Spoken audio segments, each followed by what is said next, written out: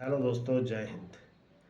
अभी तक एक डिपॉजिटर को बैंक में एफडी करवाते समय या एसबी अकाउंट खुलवाते समय सिर्फ एक ही नॉमिनी को जोड़ने की अनुमति थी, परंतु अब नए नियम के अनुसार वित्त मंत्री श्रीमती निर्मला सीतारमण ने यह कानून बना दिया है कि अब एक डिपॉजिटर बैंक में एफडी करवाते समय या एसबी अकाउंट खुलवाते समय 4 नॉमिनी को जोड़ सकता है।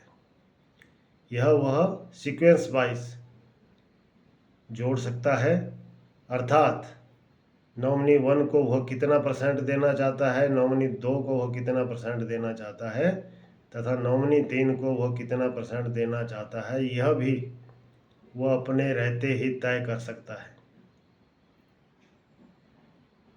बैंकों के पास करोड़ों रुपया अनक्लेम्ड पड़ा हुआ है जिसका कोई बेली वारिस नहीं है। अर्थात पहले यह होता था कि एक ही नॉमिनी होता था, यदि उसकी डेथ हो जाती है तो फिर बैंकों को उसका क्लेम देने में कई दिक्कतों का सामना करना पड़ता था।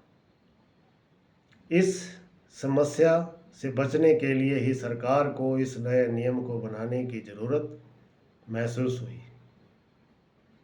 इसको हम एक एग्जाम्पल से समझ सकते हैं। यदि पति पत्नी है जिन्होंने एक दूसरे को अपना नॉमिनी बनाया हुआ है, यदि उनकी किसी एक्सीडेंट में डेथ हो जाती है तो अब इस अवस्था में नॉमिनी 2, नॉमिनी 3 और नॉमिनी 4 उनके बैंक में जो पैसा जमा है उसको क्लेम कर सकते हैं।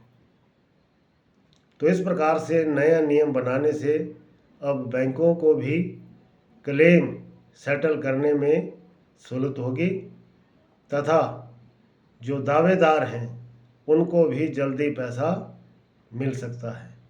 Thank you for watching this video.